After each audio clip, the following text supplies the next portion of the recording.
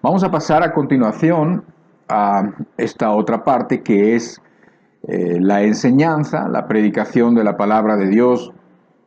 Y vamos a empezar con un verso que encontramos en el libro de Romanos, Romanos capítulo 1 y verso 16.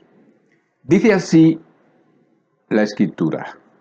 Dice, porque no me avergüenzo del Evangelio, porque es poder de Dios para salvación a todo aquel que cree, al judío primeramente y también al griego. Porque no me avergüenzo del Evangelio, porque es poder de Dios para salvación a todo aquel que cree, al judío primeramente y también al griego. Oremos juntos. Padre, háblanos y enséñanos las cosas más fundamentales de tu Evangelio, pero enséñanoslo, por favor, de una forma espiritual, Señor. Algo que sea más allá, más profundo que simplemente nuestra mente. Te pedimos esta ayuda en el nombre del Señor Jesucristo. Amén. Vamos a estar estudiando los primeros capítulos del libro de Romanos. El libro o la epístola o la carta del apóstol Pablo a los romanos es una parte muy importante del Nuevo Testamento. Los eruditos, las personas que estudian, hablan de esta epístola como la obra maestra del apóstol Pablo. Se habla de ella como, pues, la parte más teológica en donde expone las verdades más importantes del Evangelio en esta carta, en la carta de los Romanos.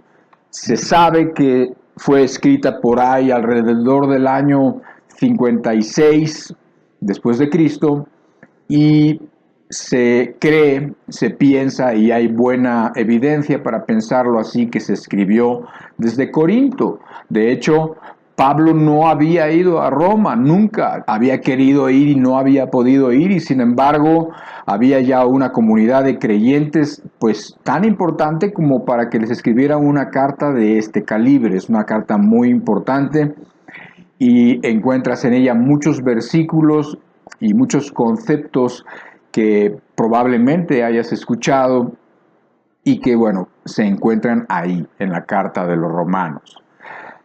Ahora, de este nuestro primer texto, que está en el Evangelio, que está en el capítulo 1, dice varias cosas.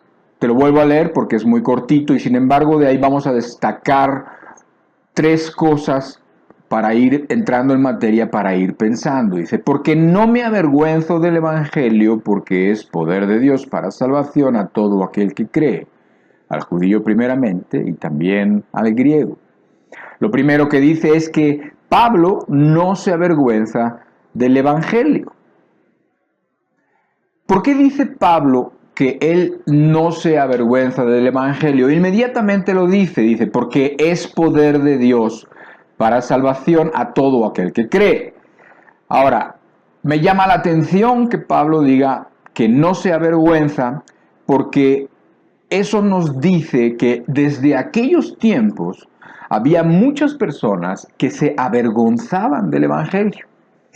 O sea, el Evangelio era el plan que Dios había dado a los hombres. El Evangelio, que significa buenas noticias, era la forma como Dios había ideado para salvar al hombre. Pero esta forma, el Evangelio, no es algo que al hombre le agrada. No es algo que al hombre le gusta, y desde aquellos tiempos la gente se avergonzaba del Evangelio. Incluso en los tiempos de Cristo, el Señor Jesucristo también decía, cualquiera que se avergüence de mí o de mis palabras, entonces yo también me avergonzaré de él en aquel día. Pero cualquiera que honre, cualquiera que obedezca, cualquiera que aprecie sus palabras, entonces lo contrario. Entonces, el hecho de que el Evangelio sea algo que Pablo dice que no se avergüenza del Evangelio, bueno, uno pudiera pensar, bueno, pues es que ¿de qué se va a avergonzar uno del Evangelio? Bueno, esto lo suele decir uno cuando ya ha entendido muchas cosas o cuando esas cosas que ha entendido ya son parte de uno mismo, parte de esa obra que Dios ha hecho en uno. Pero el hombre es soberbio, el hombre no le gustan las cosas de Dios, al hombre no le gusta enfrentarse a lo que Dios tiene que enseñarle. Cuando Dios dice algo del hombre, entonces al hombre no le suele gustar.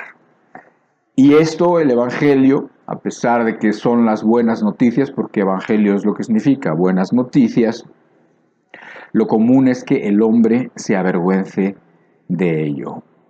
No le gusta al hombre, no le gusta llegar a las conclusiones que el Evangelio le hace llegar.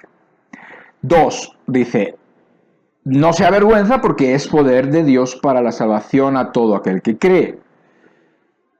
Ahora, muchos de nosotros, y es por eso que constantemente te insistimos y te hablamos con todo el fervor que podamos y nos preparamos de la mejor forma como podamos para que puedas tener suficientes argumentos y toda la convicción de que lo que te estamos diciendo es realmente importante. El Evangelio ha sido poder de Dios para muchos de nosotros. Nos ha salvado. Nuestra vida es totalmente distinta. Somos nuevas criaturas. Y el Evangelio es poder de Dios para salvación. Y poder de Dios significa poder de el Dios que es todopoderoso. Y uno pudiera decir, bueno, pues si es poder de Dios, entonces ¿por qué las cosas están como están? ¿Por qué tan poca gente en realidad cree? ¿Por qué está tan mal? ¿Por qué las personas no quieren volverse a Dios? ¿Por qué las personas van de mal en peor? ¿Por qué las personas en este mundo lo único que demuestran en vez del amor de Dios es todo lo contrario? Bueno, la respuesta está ahí mismo, dice, para todo aquel que cree es necesario creer. Y el hombre no quiere creer, el hombre prefiere creer otras cosas. Y la incredulidad del hombre tiene la capacidad, digamos, de neutralizar el poder de Dios. Obviamente, no en el sentido de que Dios llegue a ser impotente o que no pueda lograr algo. Eso no puede ser, Dios es todopoderoso. Más bien, tienes que entenderlo, que las actitudes del hombre provocan que Dios no meta su mano. Provocan que Dios no haga lo que a veces le gustaría hacer. Yo sé que hay personas que no creen de esta manera. Yo no creo que esto limita en ninguna forma a Dios. Yo con esto creo que Dios trata con el hombre de una forma, que Dios ha decidido tratar con el hombre con base en la confianza, que Dios ha decidido tratar con el hombre como si el hombre fuera libre para decidir amar o libre para decidir rebelarse. Porque es ahí donde entonces se puede saber que el hombre puede tomar la decisión de amar o puede tomar la otra decisión que es la de no amar y la de rebelarse contra Dios. Entonces, la incredulidad hace que Dios y el poder de Dios no se manifieste y este mundo está como está, no porque Dios no tenga poder, sino porque el hombre ha ignorado y sigue ignorando a Dios todo el rato y por lo tanto Dios no puede hacer muchas cosas. Pero no puede, no en el sentido de que no tenga la capacidad, de que no tenga el poder, porque sí lo tiene, sino porque ha dicho, bueno, es que hemos quedado en esto, hemos quedado que si me buscas, hemos quedado en que si te acercas a mí, entonces yo voy a salir por ti, entonces yo voy a meterme, pero Dios ha permitido que los humanos sigan en sus asuntos y que los humanos tomen sus propias decisiones y después tengan que lidiar con las consecuencias. Algo así nos nos dice el Evangelio precisamente en el libro de Mateo, capítulo 13, verso 58, que Jesús no pudo hacer allá muchos milagros, ¿dónde? En Nazaret, en el lugar donde él se crió. Dice, y no hizo allí muchos milagros a causa de la incredulidad de ellos. Allá en Nazaret la gente conocía a Jesús, lo conocía desde que eran niños. Lo habían visto crecer, lo habían visto educarse, lo habían visto ir por agua, lo habían visto ir caminar con su madre, lo habían visto caminar con sus hermanos, lo habían visto jugar, lo habían visto como una persona. Y entonces cuando se manifiesta como el Hijo de Dios, como el Mesías, la gente dice, oye, pero este no es el muchacho que vive allá, no es este el hijo de José, el carpintero, él también es carpintero, no, sí, y su mamá es María, y sus hermanos Jacobo y Judas y José, esos son sus hermanos, ¿no? Y entonces estaban escépticos de creer en él, y dice que por esa razón no pudo hacer milagros, y no hizo muchos milagros, sino solamente algunos. O sea, los hombres limitaron el poder de Dios a su favor, en beneficio de ellos por su incredulidad.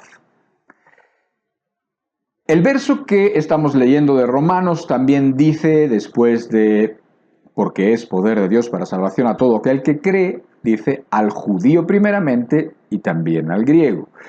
Eso quiere decir que ese poder de Dios que se manifiesta en el Evangelio está a disposición de todos sin excepción.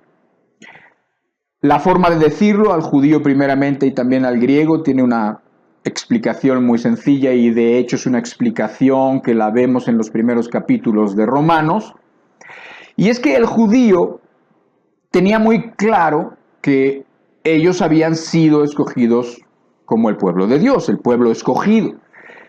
En Romanos capítulo 9, Pablo explica que Dios escogió a Jacob, o sea, a Israel, por encima de Esaú cuando todavía ni siquiera habían nacido. Entonces, como no habían nacido, no habían hecho ni bueno ni malo, como diciendo, es que la elección de Dios no tiene que ver con que si iban a ser buenos o si iban a ser malos, sino más bien con la soberanía de Dios. Y Dios escoge a Israel como precisamente eso, un acto de su soberanía, con la idea de que por medio de ese pueblo Israel, él pudiera manifestarse, él pudiera manifestar su ley, él pudiera manifestar su palabra, y eventualmente de ahí viniera el Mesías, el Salvador de todos los hombres.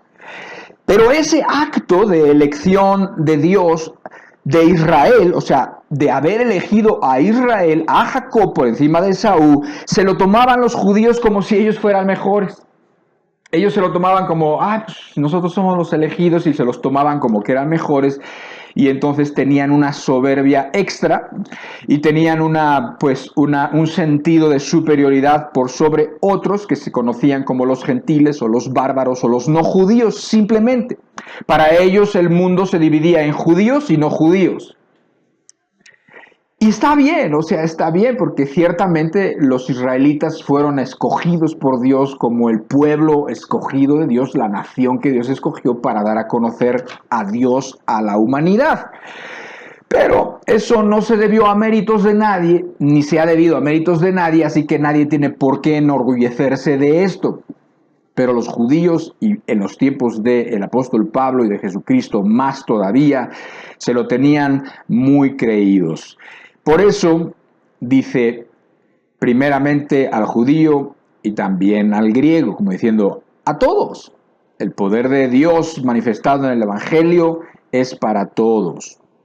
Pero este Evangelio, que es poderoso, como estamos viendo, empieza en algún lugar. Este Evangelio, que significa las buenas noticias, empieza en algún lado. Y eso empieza, ¿por qué? Porque el hombre debe de reconocer y entender que hay muy malas noticias para él. El hombre está perdido, es culpable y no tiene ninguna forma de salir de ahí. No tiene manera en sí mismo de salir de ese estado miserable y de condenación y de culpabilidad delante de Dios. Por eso evangelio significa buenas noticias. ¿Por qué? Porque hay unas muy malas noticias para la humanidad, que es lo que estamos viendo hoy. En Romanos capítulo 1 y capítulo 2, Pablo se encarga de argumentar y de convencer sin lugar a dudas una verdad. Todos, sean judíos o gentiles, están condenados y no tienen excusa. O sea, no solamente están condenados, pero alguno pudiera decir, sí, pero lo que pasa es que yo hice esto, o yo dije esto, o yo pensé esto por esto. No, no hay excusa. En el capítulo 1 establece que los gentiles son aquellas personas, recuérdalo, los no judíos, dice que ellos tienen, y estamos ahora remontándonos a otras épocas, ¿no? Antes de la palabra de Dios, vamos a poner incluso antes de Abraham, o antes de Moisés, o en aquellas épocas de los tiempos de los reyes, de los israelitas, pero no en esa zona, sino en otros lados apartados, donde no conocían las leyes de Dios, donde no tenían idea ni siquiera de la existencia del pueblo de Israel. Dice que aún esas personas tienen escrita la ley de Dios en sus corazones. O sea, que tienen un entendimiento de Dios y un entendimiento de las cosas correctas y de las cosas buenas y de las cosas malas suficiente, pero aún ese entendimiento lo violan y también aún no lo cumplen. Por lo tanto, ni esos que no tuvieron la ley de Dios escrita tampoco tienen excusa. Romanos capítulo 1, verso 20, establece esto: porque las cosas invisibles de Él, su eterno poder y deidad, se hacen claramente visibles desde la creación del mundo, siendo entendidas por medio de las cosas hechas, de modo que no tienen excusa. Este verso de Romanos capítulo 1, verso 20, es un versículo que dice muchas cosas. Está diciendo que la creación de Dios habla de Dios, que de alguna manera lo invisible de Dios se hace visible por medio de la creación. Es por eso que quizás si tú te pones en un lugar de la creación, de esos lugares majestuosos que existen, si tú te pones a lo mejor en un lugar gigantesco en el Cañón del Colorado, donde ves todo y ves las montañas y ves la inmensidad, y ves y escuchas y te quedas sobrecogido, o a lo mejor estás en el mar y entonces ves para todos lados y de repente te viene una sensación de inmensidad que te embarga y entonces ahí sientes algo. ¿Qué estás sintiendo? Estás sintiendo algo de lo invisible de Dios por medio de la creación. O quizás ves una tormenta, o quizás ves un tornado, o quizás ves algo y entonces cae un rayo y el poder del cielo se manifiesta también y entonces te sobrecoges de temor y entonces esa creación te está hablando cosas invisibles de Dios. Es lo que está diciendo. Pudieras dar muchos detalles de esto, pero la realidad es que dice que las personas, cuando observan la creación, y bueno, ya no te digo si observas la vida humana, y si observas la sabiduría en el cuerpo, y si observas la complejidad del cerebro, y si observas la maravilla de un embrión, si observas cualquier cosa de esa por medio de la tecnología actual, no tienes excusa. Dios es real. Dios se ha manifestado en su creación. Y así como establece que Dios es conocido de una forma intuitiva por medio de la creación, Romanos capítulo 2, versos 14 y 15 dice así: porque cuando los gentiles que no tienen ley hacen por naturaleza lo que es de la ley, estos, aunque no tengan ley, son ley para sí mismos, mostrando la obra de la ley escrita en sus corazones, dando testimonio a su conciencia y acusándoles o defendiéndoles sus razonamientos. Aquí dice que los gentiles, aunque no tengan ley, suelen y saben, tienen una idea clara de la moralidad, una idea donde saben y entienden qué es lo correcto por diferentes argumentos, por diferentes razonamientos. Saben que el adulterio está mal porque no te gusta que tu cónyuge adultere. Saben que no es bueno mentir porque no te gustaría que te mintieran. Saben que no es bueno muchas cosas. ¿Por qué? Porque no te gusta que a ti te suceda. Y por muchas otras razones, argumentos y razonamientos se dan cuenta y tienen una intuición clara de lo que es bueno y malo. Y dice que por naturaleza, dice que aunque no tienen ley, hacen las cosas correctas, entonces están diciendo una verdad, que tienen la ley de Dios escrita dentro de sus corazones. Y esto es muy importante, porque esto hace que todas las personas tengan claridad acerca de qué es lo que tienen que hacer. Y una cosa además también logra que a pesar de que esa ley no es tan clara como la ley de Dios escrita en la Biblia, a pesar de que esa ley no es tan evidente como cuando los estatutos de Dios te son revelados y la justicia de Dios y la santidad de Dios y todos los atributos de Dios en su amor y misericordia por medio de la bendición de tener la palabra de Dios, esas personas, a pesar de que tienen digamos, una forma más limitada de revelación de Dios, es suficiente para que las personas tengan que decir, con todo, como yo entendía las cosas, ni siquiera así hice siempre lo correcto. Muchas veces hice lo malo sabiendo que estaba haciendo lo malo. Muchas veces esa ley escrita en mi corazón la violé. No quise hacerle caso. Y además dice que ahí mismo dice que tenemos una conciencia. Y esa palabra conciencia que trabaja juntamente con esa ley escrita en el corazón, dice que te aplaude cuando haces lo bueno y te reprocha cuando haces lo malo. Esa conciencia es un regalo que Dios ha puesto, es como un aviso, es como algo que se enciende involuntariamente, que no puedes callar cuando haces algo malo y empiezas a sentirte agitado.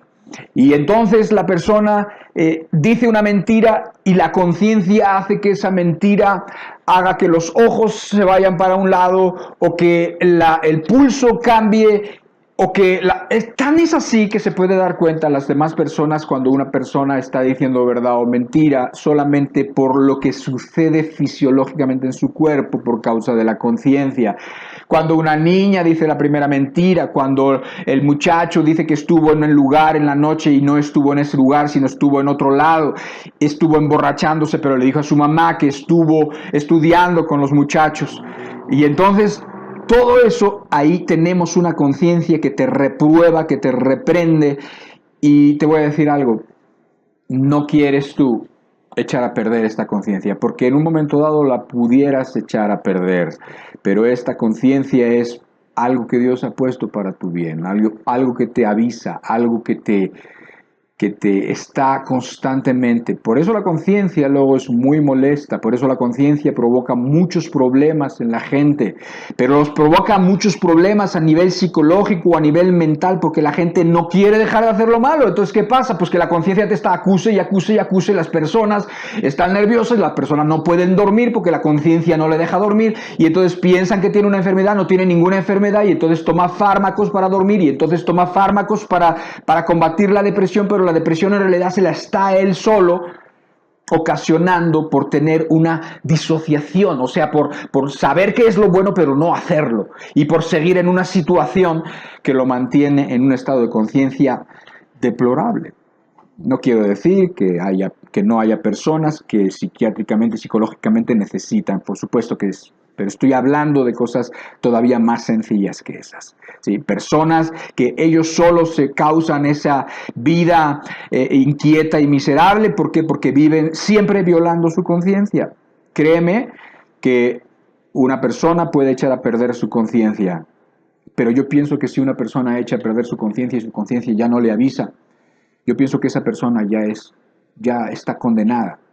Esa persona no tiene ni siquiera los elementos básicos para funcionar correctamente en este mundo. Olvídate. Esas personas hacen lo malo y ni se inmutan.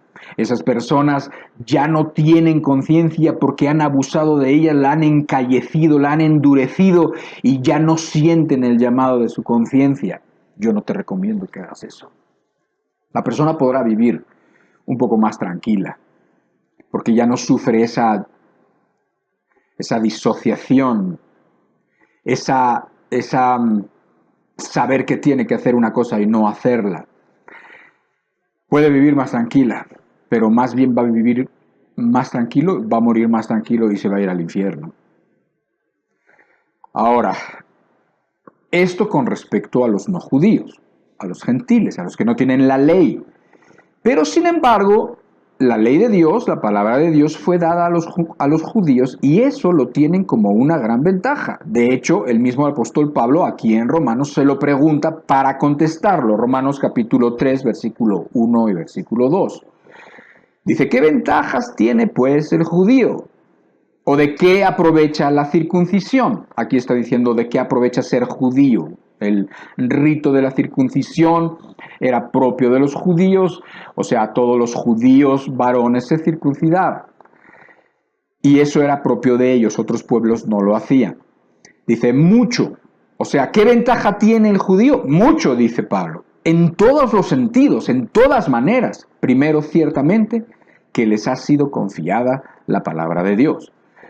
O sea que cuando Dios escoge a Israel, a Jacob por sobre Esaú, es verdad que los descendientes de Israel tienen una ventaja que eventualmente por los descendientes de Israel será que viene en uno de sus hijos, en el hijo Leví, que es uno de sus 12 hijos, llega por ahí Aarón y Moisés, que son hermanos, y entonces en los tiempos de Moisés, si tú recuerdas, Faraón, Egipto, y la liberación y el desierto, y Dios les da los mandamientos, y Dios les empieza a hablar de una manera cada vez más cercana, y Dios les dice, constrúyanse un lugar para que se puedan reunir conmigo, y entonces empiezan a tener una revelación de Dios mucho más profunda, mucho más precisa, mucho más clara, en donde les empieza a hablar de cosas que efectivamente sucederán y que pone de alguna manera las bases para que después se entienda lo que iba a suceder en los tiempos de Jesucristo.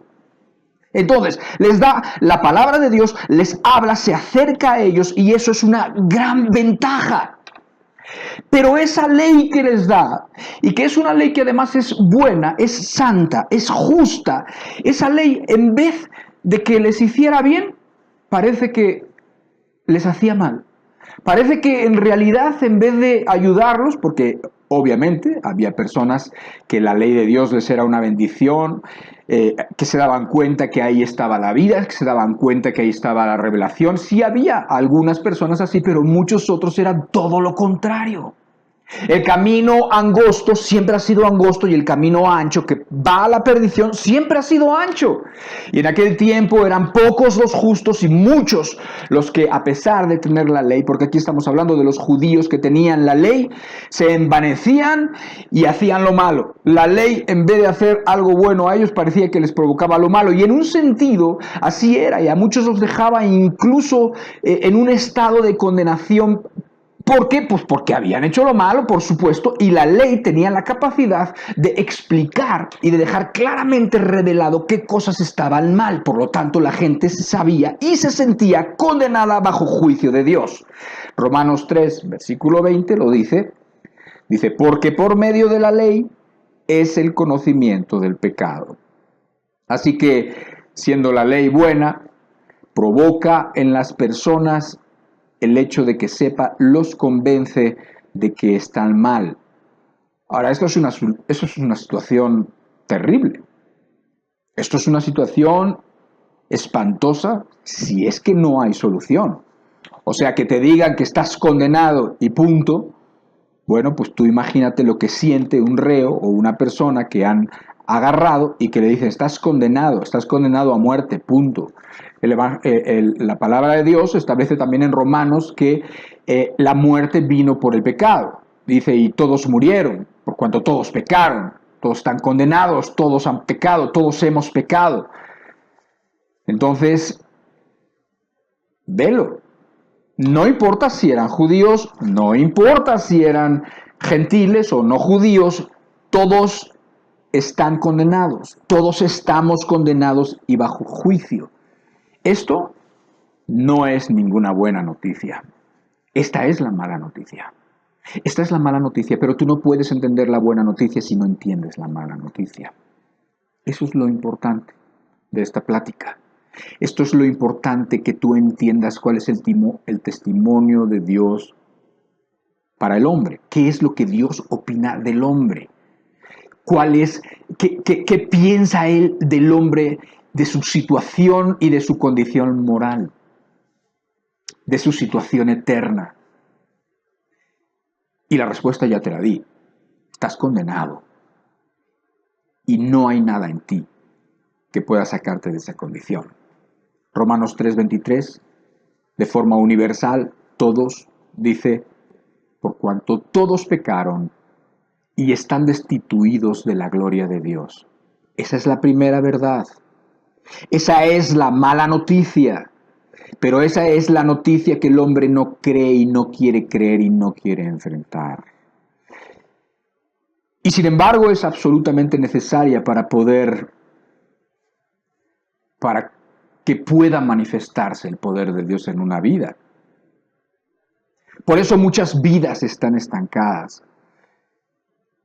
El hombre no quiere las formas de Dios. El hombre no quiere ser salvo de la forma como Dios ideó. El hombre está dispuesto a hacer 1000 cosas. El hombre está dispuesto a creer 1000 tonterías, pero no está dispuesto a enfrentarse con la opinión que Dios tiene de sí mismo y a ponerle la solución que Dios quiere y como Dios quiere. Eso es lo que ha pasado con la humanidad, y por eso la humanidad está como está, y por eso la tierra está convulsionando literalmente, y por eso los hombres se matan unos a otros, y por eso los hombres hacen las peores cosas contra los hombres, como lo que tú puedes ver y lo que tú puedes leer en los periódicos. Pero deja la humanidad, piensa en ti mismo, piensa en ti y en tu familia, piensa en ti. Tú has querido entender esto, lo has entendido, o te has peleado con la idea, o todavía estás con la idea de que, bueno, lo que pasa es que yo he sido así porque a mí me hicieron. Es que yo fui así porque lo que pasa es que mi papá, es que mi mamá, y muchas cosas argumentas que en realidad lo único que hacen es dejarte estancado en una condición miserable espiritual. Eso es. Ni que fuera tan difícil entender lo que uno realmente ha sido. O sea, si uno tuviera que creer de sí mismo algo que no es, bueno, pues te entiendo que hay una dificultad, pero lo único que está diciendo Dios es la verdad acerca de cada uno de nosotros. No entiendo al hombre, no entiendo por qué el hombre se pelea tanto con la idea que Dios tiene de él como si fuera mentira. Pero si es verdad, pero si no hay más que ver lo que uno piensa, no hay más que ver lo que uno ha hecho, no hay más que ver lo que uno llegaría a hacer si tuviera las posibilidades, o si le hubiera tocado vivir en cierto lugar, o le hubiera pasado esto que no habría hecho uno. No sé por qué sea tan difícil para muchos.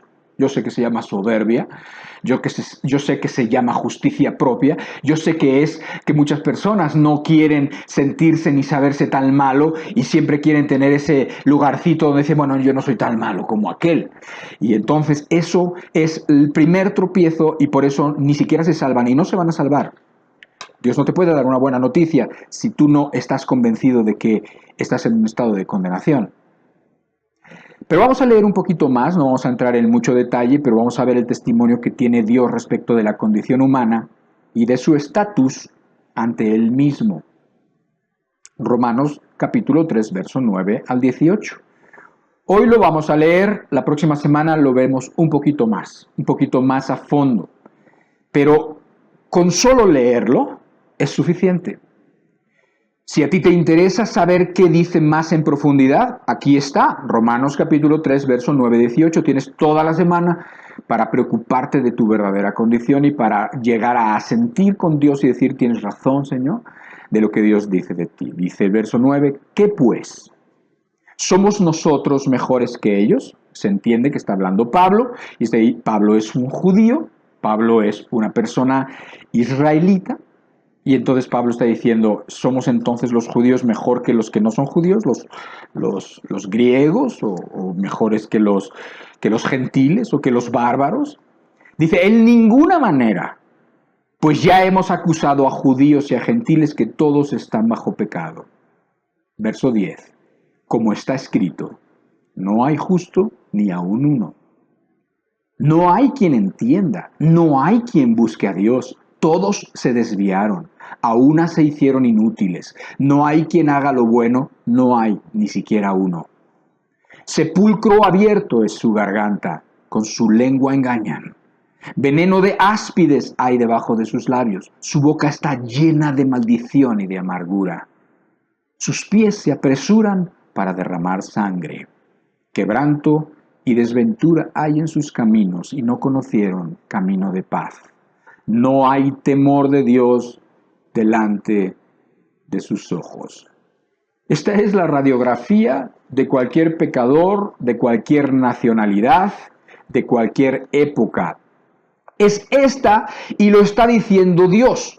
A los hombres les suele importar lo que dicen los hombres y penosamente ponen luego más atención y creen más en lo que dicen los hombres o en el testimonio que dicen los hombres de lo que es el hombre y de su condición humana y de su carácter y por qué hace las cosas que hace, y ponen más atención en lo que dicen los hombres. Está bien, lo vamos a ver, en 5 minutos lo vamos a ver un poquito de ¿qué es lo que el hombre opina del hombre con respecto a la moralidad? ¿Por qué se imagina el hombre que el hombre actúa como actúa? Pero esto es el testimonio de Dios, esto lo dice Dios, esto debería de ser el marcado, esto está por sobre cualquier dicho de los hombres, y está diciendo algo que no es muy agradable. Es la verdad, no lo es, pero es la verdad. Y además no de unos, sino de todos, absolutamente de todos. Una observación rápida de esto, lo primero que dice es que es para todos, o sea, está hablando de algo que es universal, es algo que abarca a toda la humanidad. Todas las personas en todas las épocas son culpables delante de Dios. Si hiciera Dios un juicio ahora en contra de las personas, las que no han conocido, las que no han creído en el Señor Jesucristo, este sería su radiografía. Tú, si aquí Dios te llama a cuentas y te juzga, estos son los cargos que te va a imputar. Estos son los cargos que tú tienes. Esto es lo que tú vas a ver que está ahí y está sin resolver. Por lo tanto, eres culpable. Eso es lo que está diciendo, es universal. Después dice, como está escrito, en el verso 10, como está escrito. Esto lo dice porque está haciendo referencia a palabras o a versos que se encuentran en otras partes de la Escritura. Sobre todo en los Salmos y en Isaías vas a encontrar varios de estos dichos si tú buscas, o si tú quizás en tu Biblia que tienes, en esa Biblia que tiene abajo unas letritas chiquititas y que se llaman referencias, vas a poder ver cuando leas estos textos que esas referencias te mandan quizás al libro de los Salmos, en el Salmo 9 o en el Salmo 14 o el Salmo 32 o Isaías 53 o algunos versículos de la Biblia en el Antiguo Testamento. Por eso dice como está escrito, pero también quiere decir por la forma en el griego en que está escrito, que es una forma como continua, es como diciendo esto ha sido escrito y como fue verdad en aquel tiempo sigue siendo verdad ahora. Esto se escribió, pero esto sigue teniendo el efecto en el tiempo presente. Esto se ha escrito y como ha sido escrito sigue teniendo el valor actualmente. Y bueno, este es el testimonio de Dios. El testimonio de sus palabras no pasan, no envejecen, no cambian. Entonces, pues, si yo estuviera buscando a Dios, a mí me interesaría mucho ver qué dice y por qué lo dice. Y me interesaría mucho ponerme suave, humilde delante de Dios y pedirle a Dios que me ayude a entender. Porque si tú te das cuenta, ahí hay una partecita que dice que no hay quien entienda. O sea, Desconfía de lo que tú crees entender, desconfía de tu disque sabiduría, desconfía de lo que tú supuestamente sabes por la experiencia o porque has sido religioso durante 40 años o porque tienes estudios o doctorado. Desconfía. ¿Por qué? Porque dice, no hay quien entienda. Se ríe el diablo de las personas que se creen muy listas, de veras. Sin embargo, las personas que desconfían, las personas que creen en el testimonio que da Jeremías del corazón, que dice, engañoso es el corazón y perverso más que todas las cosas, ¿quién lo conocerá? Como diciendo, es tan engañoso que a mí mismo me engaña. Si el corazón es tan engañoso, si el corazón parece una cosa y luego se comporta de otra manera, y a mí es el primero que me engaña. Por lo tanto, tengo que desconfiar de lo que yo sé, de lo que yo creo, de lo que yo entiendo, y tengo que irme al testimonio de la palabra de Dios. Si seguimos con esta observación superficial de lo que estamos leyendo, te das cuenta que el autor, ¿quién es el autor? El autor es el Espíritu Santo. El autor que escribió en el Antiguo Testamento y el que escribió en el Nuevo Testamento, el que escribió en los Salmos, etcétera, que es donde está tomando las referencias, y el que escribe por mano, digamos, de Pablo, es el Espíritu Santo. Y si te das cuenta, lo ha ordenado en 3 categorías. La primera tiene que ver con el carácter. Si tú lees los versos 10 al 12, dice, no hay justo ni aun uno, no hay quien entienda, no hay quien busque a Dios, todos se desviaron, a uno se hicieron inútiles, no hay quien haga lo bueno, no hay ni siquiera uno. Eso tiene que ver con el carácter. Pero como de la abundancia del corazón habla la boca, lo próximo tiene que ver con los labios, con la conversación, con lo que las personas dicen, con lo que sale de su boca. Verso 13 y 14 dice, sepulcro abierto es su garganta, con su lengua engañan. Veneno de áspides hay debajo de sus labios. Su boca está llena de maldición y de amargura. Esto es lo que habla su boca. Pero no solamente habla, la persona también actúa. Y lo que sigue es la forma como actúa la persona en esta condición, que es la condición y el testimonio que Dios da de ella. Y es la conducta, verso 15 y hasta el 18, hasta el final, dice, sus pies se apresuran para derramar sangre. Quebranto y desventura hay en sus caminos, y no conocieron camino de paz, no hay temor de Dios delante de sus ojos. Así se comportan, esa es su conducta. No es la mejor radiografía, no es el mejor diagnóstico, es el que es veraz, es el que es correcto, es el testimonio de Dios, es lo que Dios piensa. Ahora te comentaba hace rato que los hombres suelen escuchar lo que otros hombres dicen, y a los hombres siempre les ha interesado tratar de entender las cosas. Ya desde la semana pasada mencionamos por ahí a algunos filósofos, hoy vamos a mencionar a otros, y de una forma muy, muy sencillita. Ni creas que esto es como una clase de la preparatoria o de la universidad, de ninguna manera. Es algo muy sencillo, pero sí me interesa que sepas que a los hombres todo esto les ha llamado la atención, les ha inquietado y buscan explicar qué es lo que pasa con la conducta del hombre, buscan explicar qué es lo que ¿cuál es el origen del comportamiento del hombre? ¿Por qué el hombre se comporta así? ¿Por qué el hombre hace lo que hace? Pero nuevamente, la verdad es que los filósofos, la mayoría de ellos, muchos de ellos son muy rolleros. O sea, tratan de decir muchas cosas, es muy difícil seguirles la lectura, es muy difícil tratar a ver de qué estaba hablando, ya no sabes porque se pusieron a pensar en una cosa y de ahí se desviaron para otra y después para otra y después regresaron y se les pierde el camino y uno no entiende. Pero luego toda esa complejidad y todas esas conclusiones a las que llegan es por no querer obedecer ni creer la palabra de Dios. No quieren creer en lo que dice Dios. Y la verdad es que cuando el mejor de los hombres, por medio de ciertos argumentos o por medio de ciertas reflexiones, llega y se aproxima a algo coherente, aún así es mucho más sencillo verlo como Dios lo dice y entenderlo como Dios lo explica.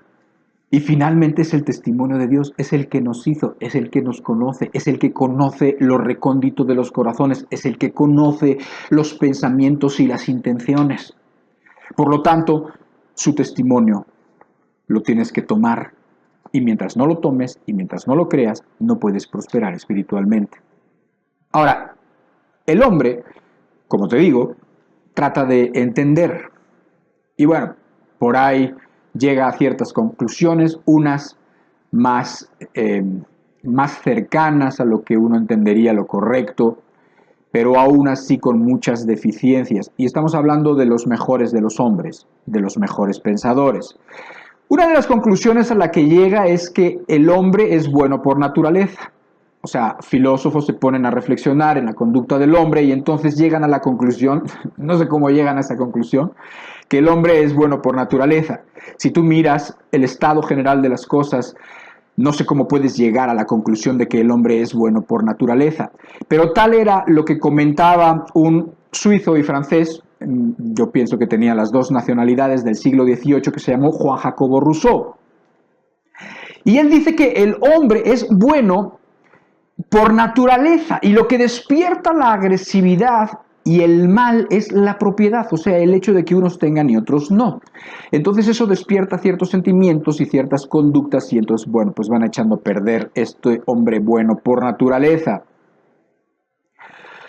El hombre es bueno y es empático en principio, pero es una víctima de su entorno, ¿sí?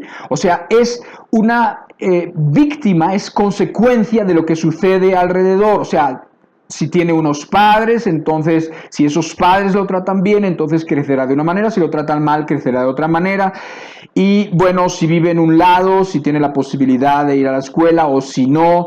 Y entonces empieza la persona a esta idea que está tan extendida hoy en día. O sea, hoy es de veras el todo en la vida. O sea, hoy las personas en general creen esto, las personas viven en un estado de victimización. ¿Qué quiero decir con esto? Que precisamente no se hacen responsables de sus acciones porque culpan a los demás.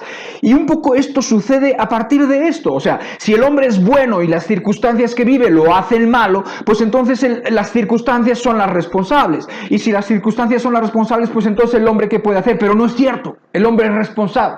Hay personas que han tenido una mala infancia y que han sido buenas personas. Hay personas que han tenido una buena infancia y han sido unos asesinos o unos violadores o unos depravados. O sea, el entorno sí te puede condicionar y llevar a cabo pero en un momento dado el hombre llega a una edad en donde entiende y esa persona entonces se quiere hacer responsable. Y por cierto, te digo que el Evangelio y el llamado de Dios a arrepentirse es un llamado primeramente a tomar la responsabilidad de nuestras acciones.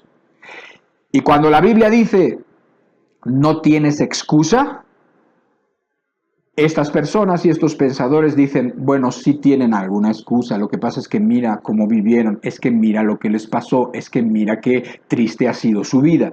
Y entonces empiezan a dar razones, pero la Biblia es superior y la palabra de Dios es superior. Y la palabra de Dios en ese momento no quiere que te pongas a ver los detalles, sino que te pongas a ver lo de dentro, lo profundo, lo que motivó las acciones y que puedas llegar a la conclusión que quiere Él que llegues.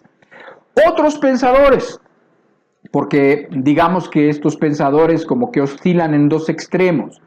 Otros creo un poquito más acertados, pero que aún así se quedan cortos, es lo que se conoce como la tabula rasa. ¿Lo has oído alguna vez, tabula rasa? Yo lo he oído alguna vez, quizás mis padres dicen eso, ya ves que luego los señores mayores y las señoras mayores luego dicen cosas, pues como que antes se aprendían más en la escuela, ahora en las escuelas se aprenden muy pocas cosas. Pero antes, bueno, se aprendía mucha literatura, se tenía muy en cuenta lo que otras generaciones habían vivido, les parecía muy importante aprender de la experiencia y de la historia de los demás, pero hoy en día la verdad es que aún esa forma de pensar ha cambiado. Hoy en día el hombre es más soberbio que nunca. Pero tabula rasa lo que significa es pizarra en blanco. Eso significa tabula rasa. Tabula es como una mesa, ¿no? Y bueno, pues lo que significa es que ahí es donde se escribía y entonces se terminaba de escribir y entonces se borraba y se seguía escribiendo, lo que se hace un poquito en las escuelas cuando todavía se usan las pizarras, los pizarrones, ¿no? Ahí está en blanco, o sea, no hay nada escrito, eso es lo que quiere decir en inglés blank slate, así se conoce. Y bueno, y es la idea de que la persona nace en blanco, o sea, la persona nace ni buena ni mala, nace así nada más en blanco y se va formando con las experiencias que va teniendo, con las dinámicas familiares y con el entorno social. Y es esa experiencia lo que termina haciendo a la persona buena o la que termina haciéndola mala. Su principal exponente fue un médico y filósofo, era médico y filósofo inglés en el siglo XVII que se llamó John Locke. Ahora, esto empieza a sonar un poco mejor. O sea, empieza a sonar como que nace en blanco y entonces ahí, según lo que se va escribiendo, se hace para un lado o para otro, ¿no? Bueno, suena bastante bien, aunque hay algunos fallos, ¿no?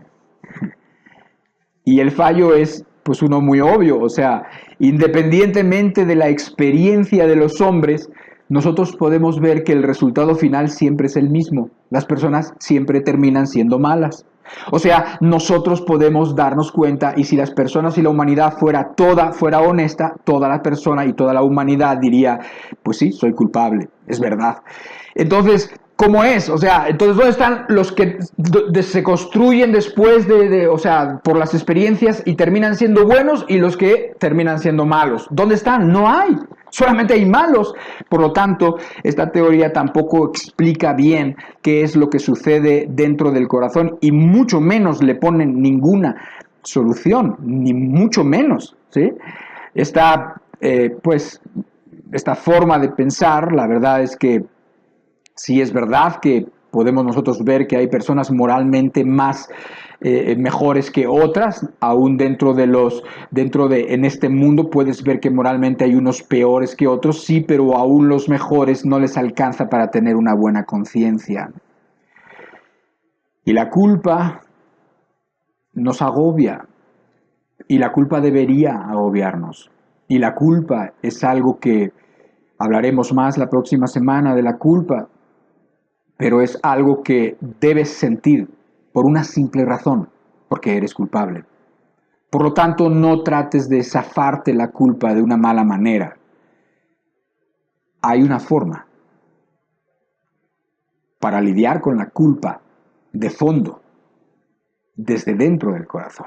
Entonces, bueno, aquí ya tienes otra forma de pensar, pero tampoco nos responde, o sea, tampoco nos convence. Y ahora vamos a ver una que me gusta más y que está en el otro extremo. O sea, si Juan Jacobo Rousseau estaba en un extremo de así como de inocentón, así como decir, pues, ¿qué te pasa? O sea, que el hombre es bueno, ¿de dónde sale la conclusión de que el hombre es bueno por naturaleza? Y, o sea, decían básicamente que el hombre casi necesita oportunidades para demostrar lo bueno que es. Pero la experiencia no nos dice eso. Pero aquí tenemos la otra parte, que digamos que es la parte más pesimista, y dice que el hombre es malo por naturaleza, que es lo contrario. Tomado una frase de un dicho antiguo, un dicho latino de hace más de 2000 años, un dicho que usaba básicamente un actor, dramaturgo romano como de los 250 antes de Jesucristo, que se llamó Plauto. Ese dicho dice en latín homo homini lupus.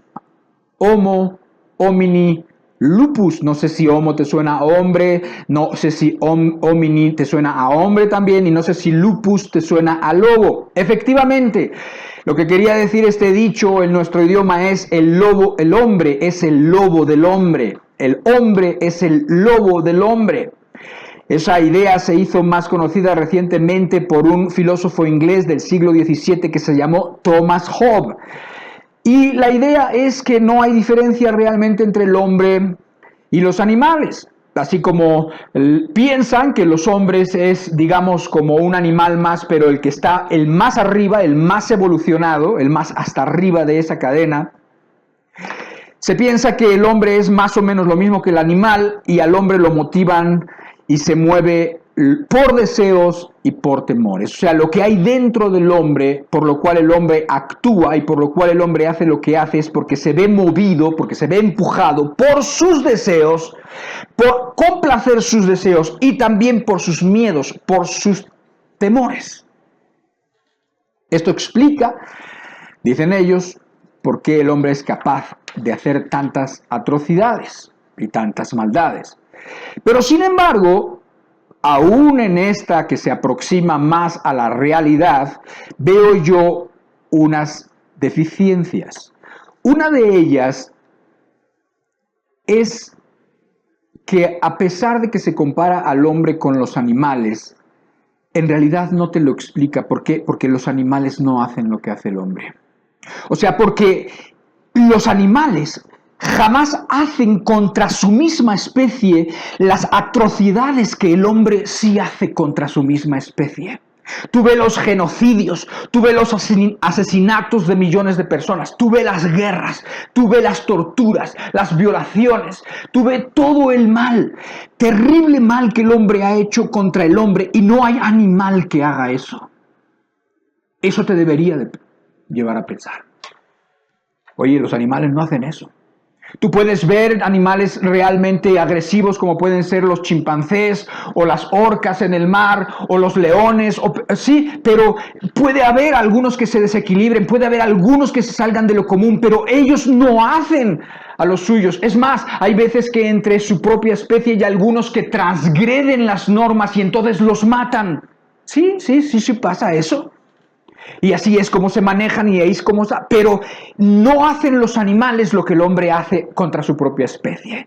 Los animales, tú no ves que se matan entre ellos, leones contra leones, lobos contra lobos. No, ahí van todos juntos en manada, ahí van para cazar, ahí van para sumar esfuerzos. Y sí, serán el terror quizás de algunas ovejas, o serán el terror de algunos venados, o serán el terror de algunos otros animales, porque son depredadores y lo tienen metido en su instinto.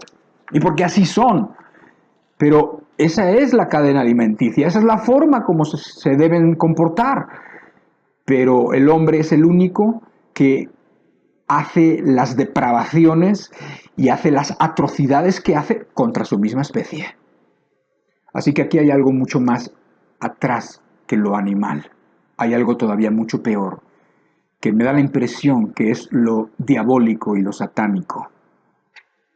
Y otra debilidad veo yo en esto que habla y que, bueno, este hombre Thomas Hobbes, pues popularizó un poco más, ¿no? De que el hombre es el lobo del hombre. Es que sí es cierto que capta mejor la perversión y la depravación absoluta de la humanidad, pero no te ofrece ninguna solución. No sabe qué hacer con ello. Puede decir, pues la experiencia nos dice que el hombre es el lobo del hombre. La experiencia nos dice que el hombre es mucho peor que los animales. Nos dice eso, pero no sabe qué hacer con eso. Y mucho menos te ofrece ninguna solución. Pero el Evangelio sí ofrece una solución. Pero esta solución no se puede poner en efecto mientras no entiendas lo que estamos hablando. Y más que entenderlo, que te caiga el peso aquí adentro de lo que estamos hablando. Una de las características del corazón humano es que no entiende, te lo repito, por eso dale muchos pensamientos a esto. No entiendes, o sea, probablemente no has entendido quién realmente eres tú y cómo te ve Dios. Bueno, este es el principio del Evangelio, este es el principio. Al decir principio no me refiero a un principio del Evangelio, sino a donde empieza el Evangelio. Todos estamos destituidos de la gloria de Dios. Todos estamos destituidos de la gloria de Dios. Y quizás hoy que vives en muchos afanes, y hoy que vives con muchas ilusiones, y hoy que acaba de pasarte algo bonito, y hoy que estás disfrutando, quién sabe, que no estás tan interesado en considerar este testimonio que Dios dice de ti. Pero, como siempre, va a llegar un momento, un día en que te vas a reprochar no haber puesto atención a las cosas realmente importantes. Por eso, en estas reuniones nosotros hacemos estos llamados a pensar, a reflexionar y a creer que la palabra de Dios, la Biblia, tiene algo muy importante que decirte. Tienes que entender esto si quieres que el Evangelio de Dios sea poderoso en ti y en tu familia. Como conclusión, ya para terminar, y repitiendo alguna idea que ya dije, no se pueden entender las buenas noticias del Evangelio, que eso es lo que significa, si no entiendes las malas.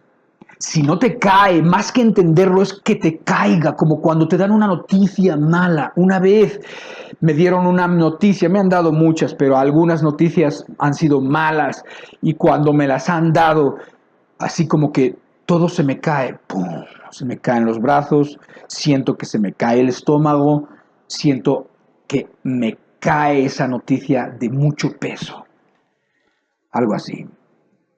No se puede entender la gracia si primero no se entiende la ley y la condenación. ¿Por qué la gente no entiende la gracia? ¿Por qué la gente no entiende el Evangelio de la gracia? ¿Por qué no entiende la ley y la condenación? No se puede entender el cielo, ni puedes apreciar el cielo y el gozo del cielo si no te has visto en el infierno. Y no puedes tampoco valorar lo que es el perdón si tú no has tenido aquí adentro la culpa, la convicción de la culpa, de esa forma como Dios está diciendo en esta epístola de Romanos. Esto ha sido vida para muchas personas y deseamos que sea vida también para ti. Pero esto empieza desde la muerte, no empieza desde la vida, empieza desde la muerte, empieza desde la mala noticia, empieza desde la condenación, el infierno y la culpa, que es donde estás si no estás con Jesucristo. Demos gracias a Dios y despidámonos hasta la semana que viene. Padre, te damos muchas gracias. No dejamos, de hecho, de darte gracias por tu palabra, de darte gracias por el Evangelio, de darte gracias por las cartas de Pablo, de darte gracias específicamente por este libro de los Romanos. Y te pedimos, Señor, que hagas en el corazón lo que un humano no puede hacer y lo que tú puedes hacer perfectamente, que es poner la convicción por el Espíritu Santo de que tu palabra es verdad y de que tu palabra tiene peso y de que tu palabra nunca pasará, sino que permanecerá para siempre. Hazlo, por favor, te lo pedimos en el nombre de Jesús. Amén.